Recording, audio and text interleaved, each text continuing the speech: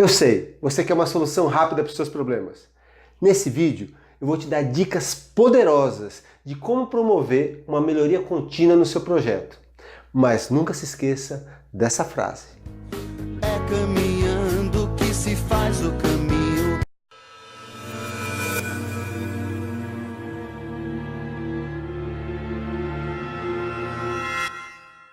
Se você tem um projeto desafiador, eu tenho uma notícia para lhe dar.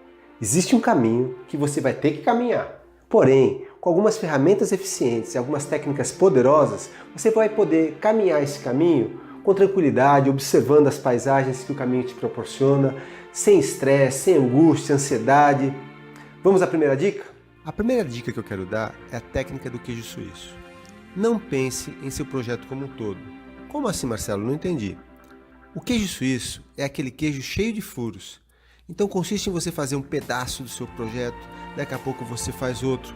Porque se você transformar seu projeto em metas menores, você vai ter mais facilidade de conquistar cada uma dessas metas. E com isso, à medida que você vai conquistando, você vai se motivando, porque a conquista gera um sentimento de satisfação, de poder dentro de você. Quer ver um exemplo? Vamos imaginar o estudo da química. A química como um todo é uma matéria que tem muito conteúdo. Então a pessoa é sujeito a estudar e ainda faltar muita coisa para estudar em química.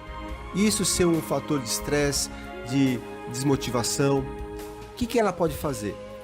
Divida a química em três partes: química geral, físico-química, química orgânica.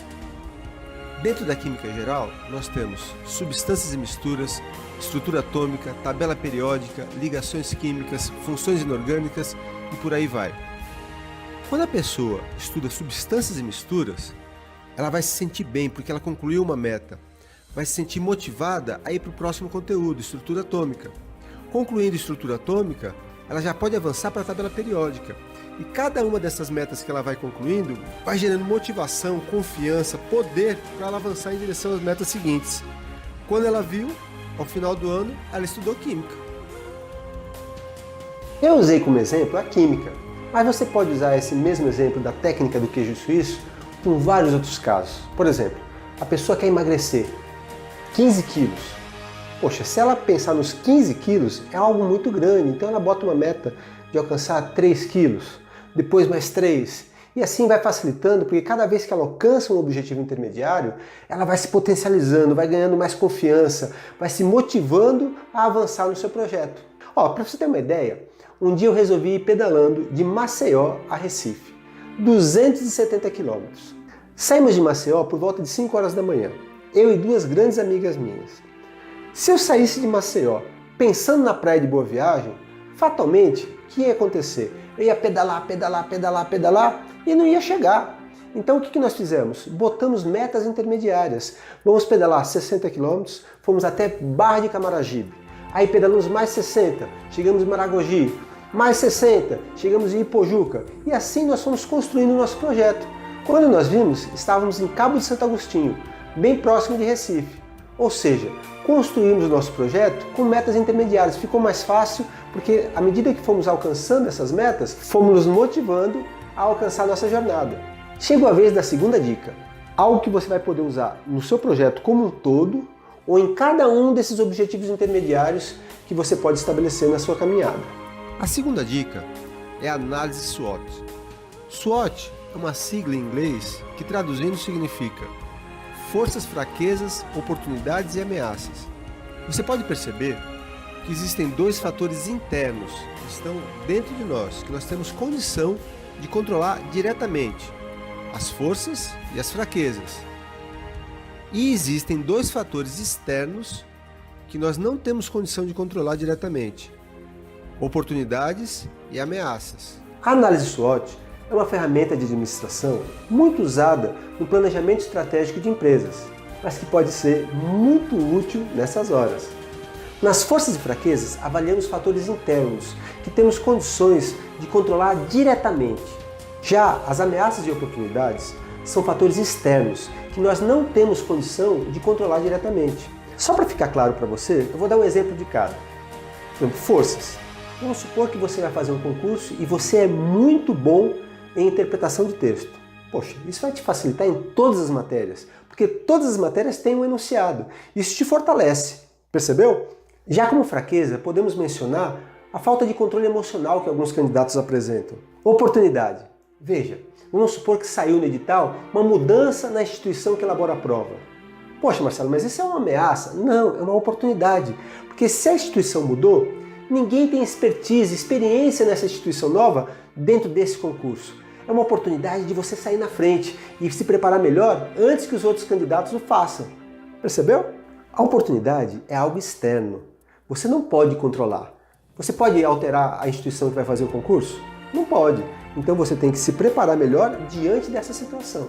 Um exemplo de uma ameaça, vamos supor que seu ponto de prova seja ao lado de um estádio de futebol. E nesse dia do concurso vai ter um jogo final do campeonato.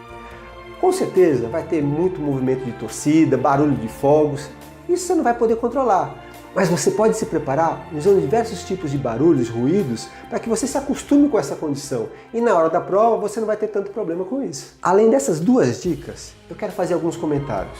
Acompanhe a animação. Eu quero fazer alguns comentários para que o dia de hoje seja melhor do que o de ontem e que o de amanhã seja melhor do que o de hoje.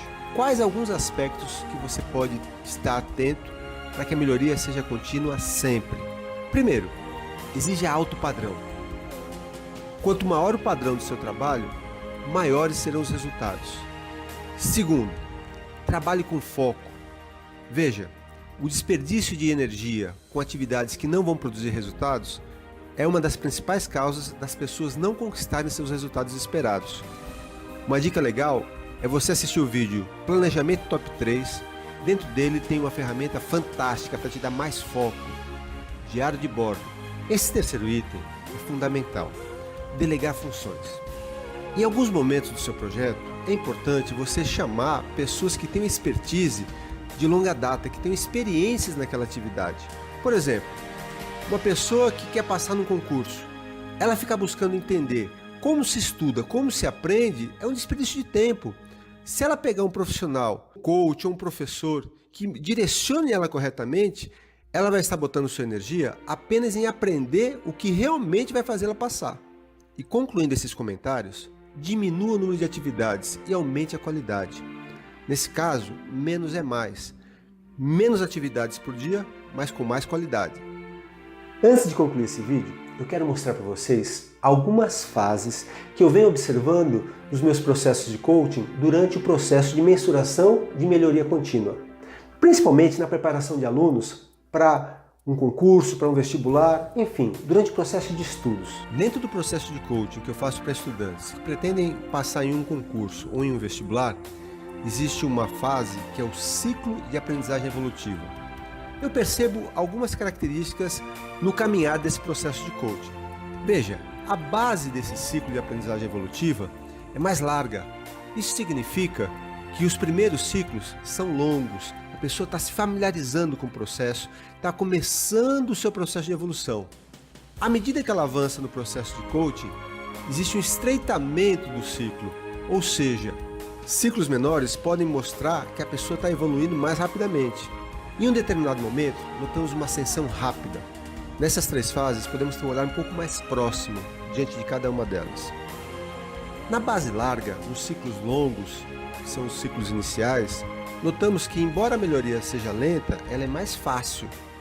E aí é importante você observar o princípio de Pareto, o princípio 80-20.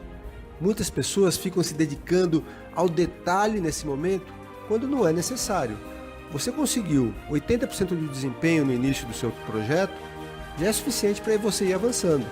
À medida que o ciclo fica mais rápido, a melhoria fica um pouco mais exigente, mais difícil, porque nesse momento a melhoria vai estar nos detalhes, e aí é importante a repetição. Repetição, a grande mãe da aprendizagem. E é claro, a ascensão rápida ocorre quando a pessoa alcança a expertise, quando ela faz de forma automatizada aquele aprendizado.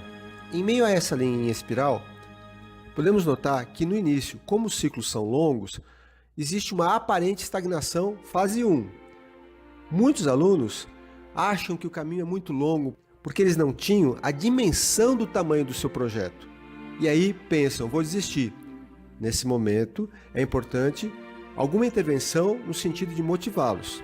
À medida que o projeto vai se estreitando, aparece uma fase de aparente estagnação 2. Embora ele esteja evoluindo de uma maneira mais rápida, muitas vezes ele não percebe isso, por estar muito envolvido com o projeto. Aí é a hora de eu chegar e mostrar para ele, por exemplo, que realmente existiram avanços significativos e que ele se aproximou muito do seu objetivo.